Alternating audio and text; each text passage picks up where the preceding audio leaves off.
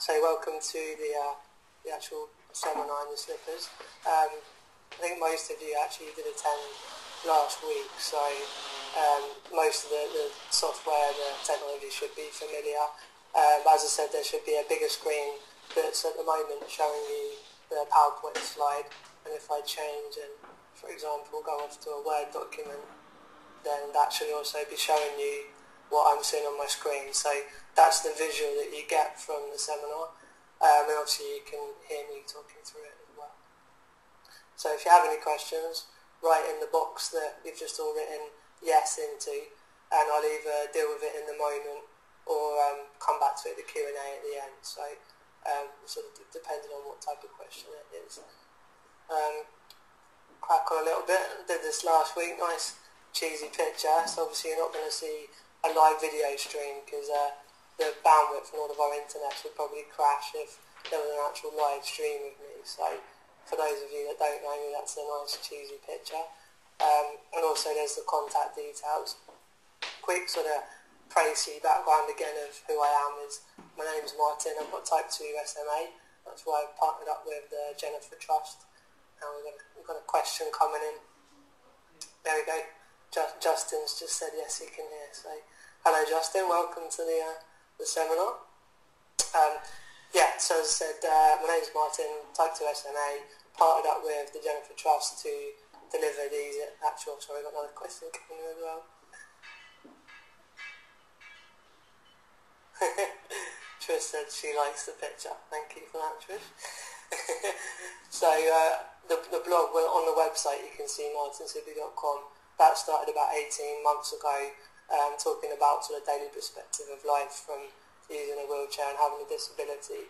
And over that time, sort of collated lots of information and decided that to try and put it into a structured seminar would be beneficial to other people. So that's why Seminar in the Slippers is happening, and you've all signed up to learn about it. Some of you were here last week and some of you are new. So I'll do a little.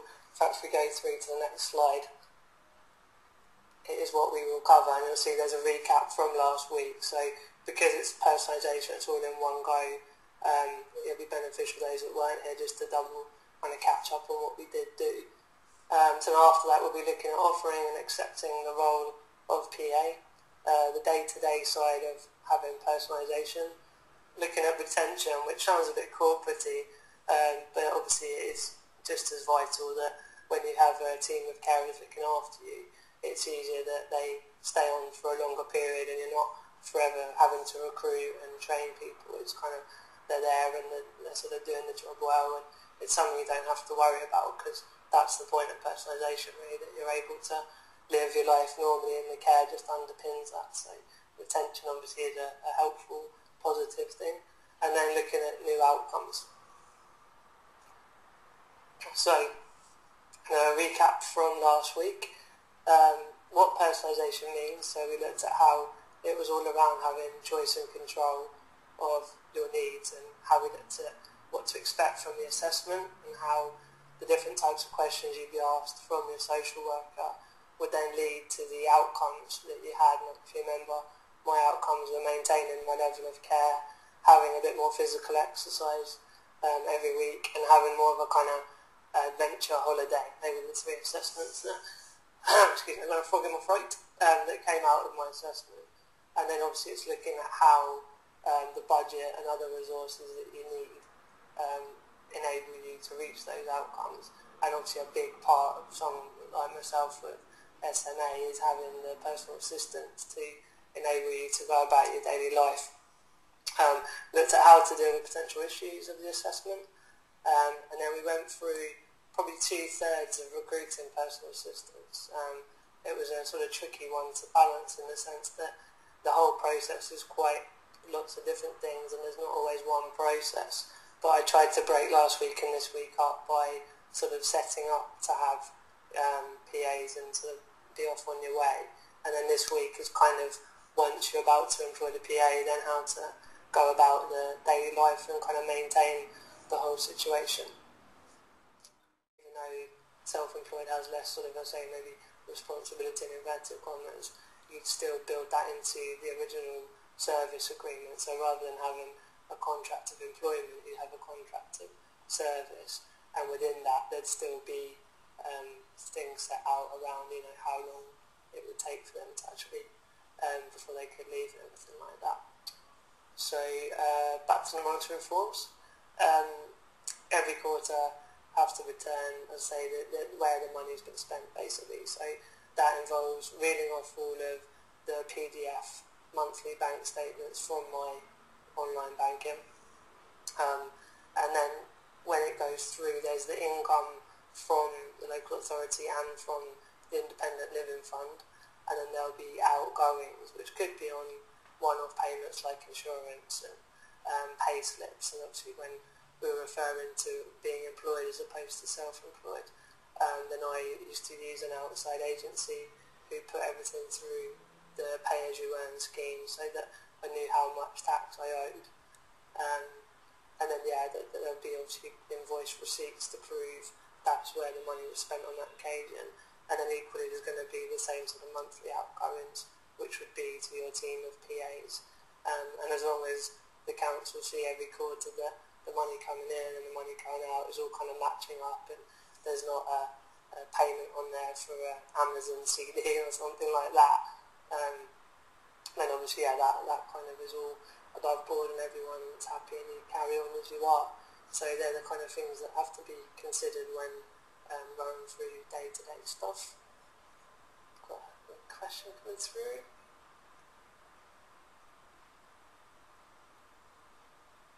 So Martyn, with your contract, how many hours do you have? Sorry, that's one from earlier. Why these questions are so all over the place. Sorry about this.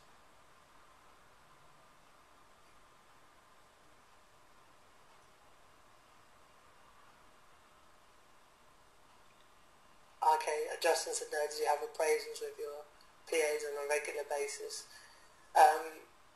I'd probably say informally, yeah. It always feels a bit weird to sit down with someone like kind of almost over a desk and with a load of paper and all a bit too serious. But equally, I think, it's sort of every now and then I do make the kind of conscious effort of saying, you know, are you happy with the rota? Has everything been alright generally? And kind of looking at anything that they would want to tweak and change to make them feel more happier with it. I think we'll actually move on to retention now, which is sort of hopefully going to answer some of the questions that have been coming in as well, really. So I mean, the boundaries thing was obviously the contract sets out the overall agreement of the relationship and where the boundaries are, and that's why there's the grievance procedure, etc. So if anyone feels that someone's overstepping any relevant boundaries, then there's ways of dealing with it. And in terms of the appraisal question, I think communication answers that. It's absolutely vital that both sides are able to talk.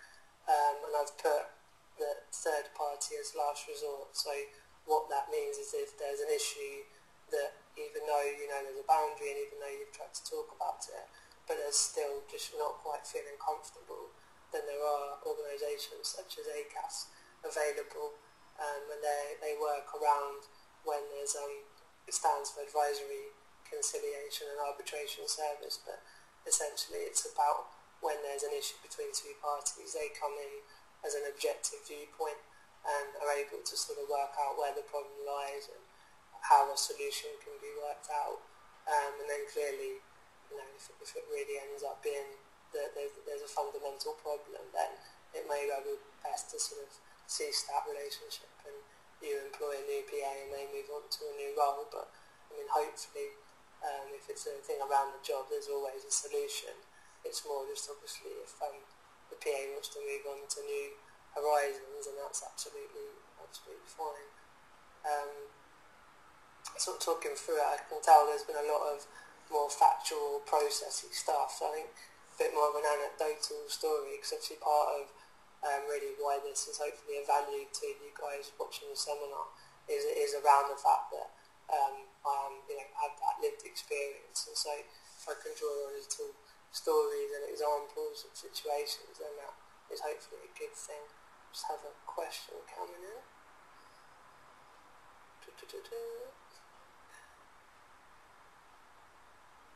Have you come across anything in particular that your PA has found difficult to deal with?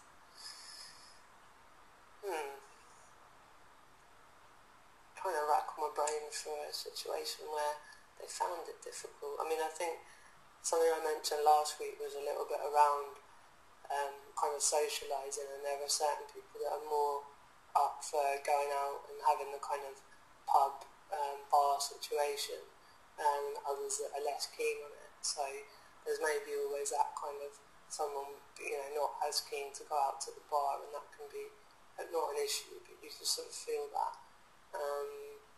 But I think in terms of the fundamentals of the job, the kind of hoisting and showering and housework and cooking and those sort of basics, I think that's always above board, and everyone, that's kind of what you're signing up to do with the job. And one of the kind of funny anecdote stories I was going to draw on was when I was at university, there was an American volunteer carer that was in my third year, and she quite liked smoking cannabis. And obviously being at uni, I was sort of out and about having a good time in the evening, and I knew lots of people that smoke cannabis, so I wasn't kind of judging her on a sort of general moral level. And obviously also in the evening quite a lot of my carers would go out and get quite sort of tipsy drunk and still be able to look after me, and I didn't want to differentiate. However, this particular girl in question, actually used to come down at sort of 8, 9 o'clock in the morning, stoned, which as you can imagine felt a little bit more inappropriate and awkward, and I was quite sort of wary that she wasn't really fully in control of helping me dress and hoist. And so coming back to boundaries, she definitely was overstepping a boundary. So I tried to communicate it, and she took it horrendously. Felt that I was encroaching on a part of that wasn't my business, that she was still able to do the job, and basically resented the fact that I was requesting that she doesn't get stoned in the morning especially. And I think in terms of third party, I think we might have resolved it between the two of us over about a week.